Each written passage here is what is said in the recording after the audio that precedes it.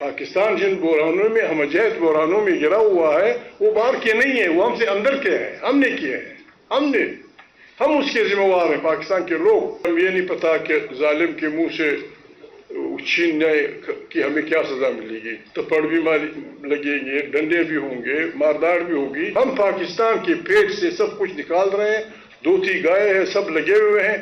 کب یہ بیٹھتی ہے غریب، کب اسی کمر ٹوٹتی ہے، کب یہ ہمیں فارغ کرتی ہے. اس دن سے بچنے کے لیے اسی لیے ہم کہتے ہیں کہ SOS میسج ہے، ہماری رہنمائی کریں.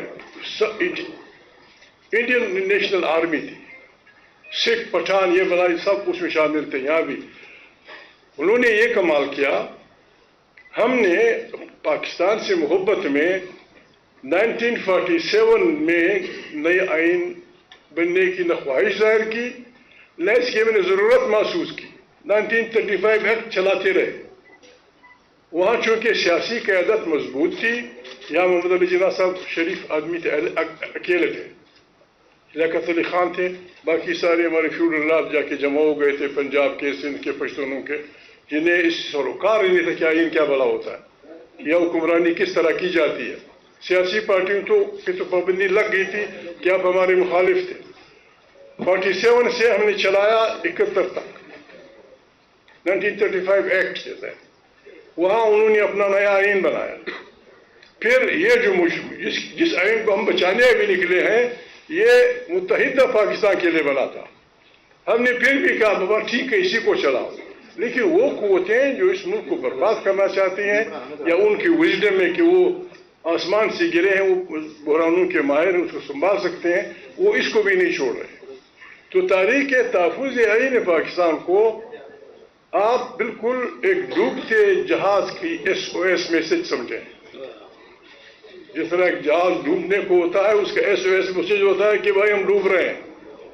ہم اس لیے نہیں آئے کہ ہم لیڈر ہیں ہمارے فالو کو. اب کہتے ہیں بسم اللہ ہمارا ساتھ دو، ہمیں لیڈ کرو.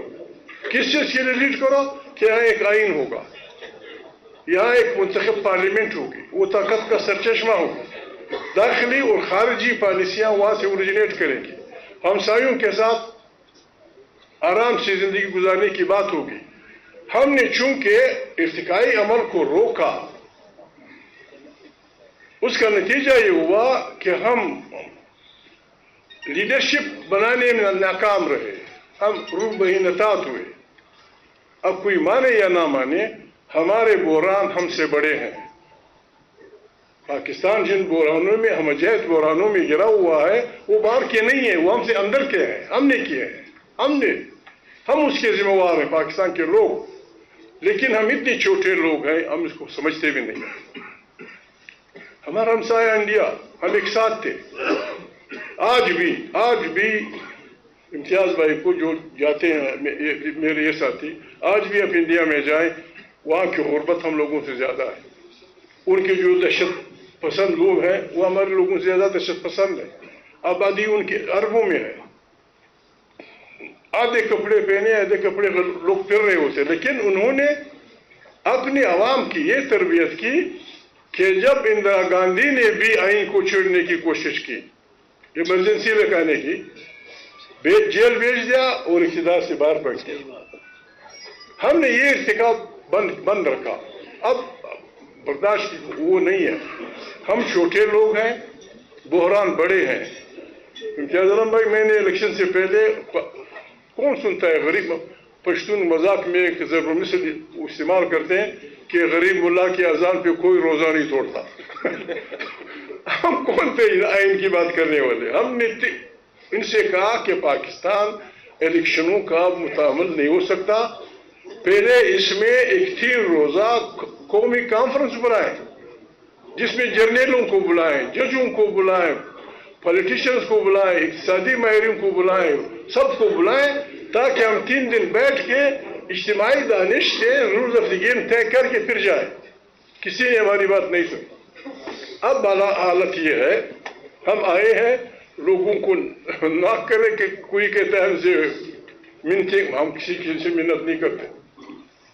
ہم نے تو اس وقت بھی منت نہیں کی جب آپ جمہوریت کا نام نہیں لے سکتے تھے. بات یہ ہے ہمارے ساتھ یہ ساتھی شامل ہوئے ہیں شاید میری خوش فہمی ہے، اب اتنے بڑے لوگ تو نہیں ہیں. رسول اللہ صلی اللہ علیہ وسلم کے پاس جب اندھیرا ختم ہوا، لوگ آنے شروع ہوئے، اس کی تلاوت آج کہیں کسی نے کی، بسم اللہ الرحمن الرحیم، اذا جاء نصر اللہ والفتح ورأيت الناس يدخلون في دين الله افواجا فسبح بحمد ربك واستغفر انه كان توابا. اس میں یہ کہا گیا کہ اللہ کی نصرت، اللہ کی امداد آپ کے ساتھ ہے. اس کے وہ نشانے یہ ہیں کہ لوگ فوج در فوج تاریخ آپ کی تاریخ میں شامل ہوں گے. تو میرے خیال میں ہماری ابتدا ہو گئی ہے، لوگ آ رہے ہیں. قرآن کریم کا حکم ہے کہ اس میں پھر تکبر نہیں کرنا چاہیے، غرور نہیں، اللہ کا شکر ادا کریں اور اجتماعی دانے سے بسم اللہ کر کے الحمدللہ پڑھ کے اپنی تاریخ پہ چلیں. ہم نہ پاگل ہیں، نہ یہ ہے کہ ہم یہ نہیں پتا کہ ظالم کے منہ سے چھیننے کہ ہمیں کیا سزا ملے گی. تپڑ بھی لگیں گے، ڈنڈے بھی ہوں گے، مارداڑ بھی ہوگی. لیکن یہ تمام دنیا کے عظیم انسانوں کا، چاہے وہ پیغمبران تھے، چاہے وہ اچھے ہادی لوگ تھے، چاہے وہ انقلابی تھے، ان کا صرف ایک ہی پیغام تھا کہ وقت کے ظالم کے سامنے کھڑا ہونا. یہ تمام دنیا کے مذاہب کا پیغام ہے. جو آدمی جس کو اللہ پاک وہ کرتے تھے، پیغمبر یا نبی مانتے تھے، اس میں یہ خوبی ہونی ضروری تھی کہ وہ ظالم ترین حکمرانوں کے سامنے کھڑا ہو. پھر اس کے لیے اللہ پاک کا ٹیسٹ کیا تھا کہ آپ میرے پیغمبر ہیں، آپ میرے نبی ہیں، میں آپ کا ساتھی ہوں، آپ جنت جائیں گے، فلانا کریں گے، لیکن ایک ٹولہ انسانوں کا جمع کرنا آپ کی ذمہ داری ہے. اور اگر آپ نے ایک ٹولہ جمع کیا، نصر من اللہ و فتح قریب. انشاءاللہ ہمارا یہ سلو بال ابھی بڑھنے والا ہے. ہم نہ کسی کو گالیاں دینے آئے ہیں، نہ کسی سے محنت کرنے آئے ہیں. پاکستان جتنا کسی اور کا ہے اتنا ہمارا ہے، جتنا ہمارا ہے اور کسی اور کا ہے. پاکستان مشکلات میں ہے. ہم نے ارتقائی وہ ہونی نہیں دی. امتیاز عالم آج قلم اٹھائے، میرا یہ ساتھی قلم اٹھائے، میرا یہ ساتھی قلم اٹھائے کہ ہمارے پاکستان کے کون کون سے اکابرین ایک بحرانی حالت میں پاکستان کی امداد کر سکیں گے. آپ 10 نام بھی نہیں لکھ سکیں گے، 10 نام بھی آپ نہیں لکھ سکیں گے. تمام دانشور جو ہیں، تمام دانشور مجھ جیسے دانشور دانش فروش قسم کے لوگ، سب کو جمع کریں. آپ کے ملک میں 10 آدمی ایسے نہیں ہیں جن پہ آپ وہ کریں کہ خدایا یہ لوگ بحرانی حالت میں اس ملک کی لیڈرشپ کریں گے. ان حالات میں گھر میں بیٹھنا گناہ ہے. ان حالات میں ہم نے نکلنا ہے، نہ پتھر مارنا ہے، نہ فلانی کرنا ہے. 8 اکتوبر ایک سمبولک ڈے ہے. 8 اکتوبر کو سوری میں اکتوبر بس جاتا ہے، سوری 8 فروری کو دنیا میں کہیں نہیں ہوا، دنیا میں کہیں نہیں ہوا کہ ملک کی عدالت عالیہ ایک پارٹی سے اس کا سمبل چھینے. عدالت عالیہ، حکمران، پھر پیسے زر اور زور. پاکستان کو پتہ نہیں کس نے وہ کر دیا ہے. ایک غلط ووٹ پہ، معافی چاہتا ہوں، ایک غلط ووٹ پہ، ایک ٹک کے نشان پہ 70 کروڑ روپیہ کہاں چاہتے ہیں؟ یہ پیسے آپ کہاں چاہتے ہیں؟ آپ کا خزانہ کہاں ہے؟ لوگ بھوکوں مر رہے ہیں، کسان بھوکوں مر رہے ہیں، مزدور بھوکوں مر رہے ہیں، بے روزگاری ہے، فلانا ہے.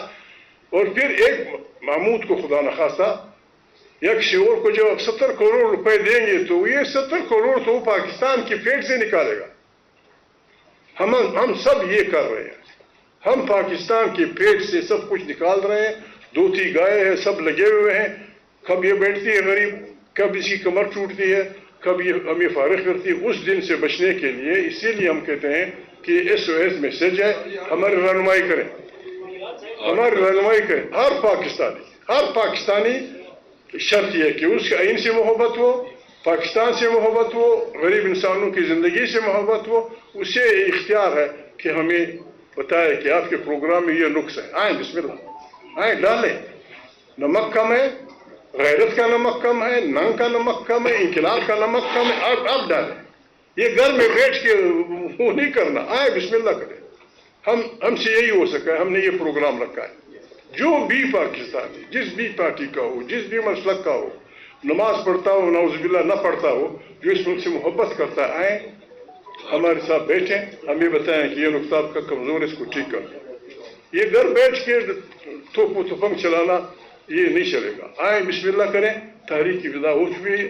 8 فروری کو ہم نے نہ کسی کو برا بلا کہنا ہے، ٹھیک ہمیں پتہ ہے لاہور میں جلوس نکالنا مشکل ہوگا، لیکن ہم یہ کر سکتے ہیں کہ ہم اپنے اپنے بازاروں میں دکاندار سے کہیں کہ بھائی آپ کی تکلیف ہے، یہ حالت ہے پاکستان کی جو میرے ساتھیوں نے بتائی، ایک دن کے لیے اپنی دکان بند کر دو، جا رہا ہوں، ایک دن کے لیے ٹیکسی بند کر دو، لاری بند کر دو، ٹرک بند کر دو۔ اگر ہم اس میں کامیاب ہوئے، اور ہم ہوں گے انشاءاللہ، کہ پاکستان کی سڑکوں پہ عوامی راج ہوا، ساری دنیا دیکھی کہ پرابلم کیا ہے۔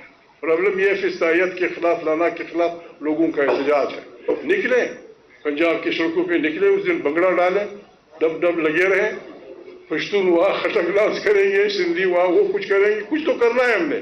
اور اگر یہ ہم نہیں کریں گے، ہم پاکستان کے خدا نخواستہ ڈوبنے کے گناہ میں شامل ہوں گے۔